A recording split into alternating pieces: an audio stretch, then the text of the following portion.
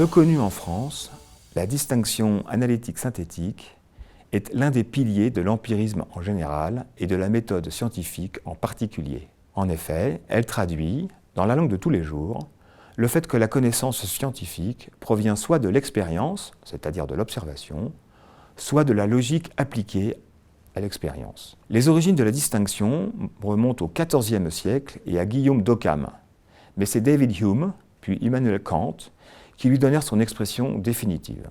La distinction analytique-synthétique prescrit que les propositions que l'on peut qualifier de vraies ne sont que de deux et uniquement de deux sortes, analytiques ou synthétiques. Les propositions analytiques sont des propositions nécessairement vraies grâce au sens des mots qui la composent. Par exemple, le soleil se lève à l'est, ou les triangles ont trois côtés, sont des affirmations analytiques car il est impossible qu'elles soient fausses. Les propositions synthétiques sont des propositions qui sont soit vraies, soit fausses, suivant l'expérience. Par exemple, il y a eu 5 présidents de la République entre 2002 et 2015 est une affirmation synthétique qui est fausse. En revanche, l'huile flotte sur l'eau est une proposition synthétique vraie. Les propositions qui ne sont ni analytiques ni synthétiques sont dites insensées au sens de la distinction, car il est impossible de dire si elles sont vraies ou fausses. Ceci ne veut pas dire qu'elles n'ont pas de valeur pour ceux qui les prononcent ou les écoutent.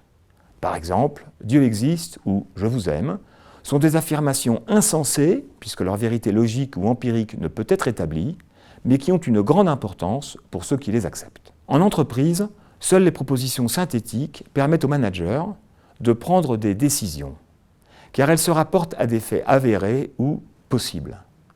Les autres propositions ne sont que perte de temps. Par exemple, « Les ventes ont chuté le mois dernier » est une affirmation synthétique sur laquelle une décision peut être prise en supposant qu'elle soit vraie. En revanche, les employés motivés travaillent dur ou les leaders charismatiques ont beaucoup d'influence sont des propositions qui permettent à certains consultants de gagner leur vie, mais qui n'apportent rien aux décideurs, car elles sont analytiques puisque toujours vraies. Le grand mérite de la distinction analytique-synthétique est donc de permettre aux managers de se concentrer sur les vérités factuelles ou possibles et d'exiger de leur entourage qu'ils fassent de même.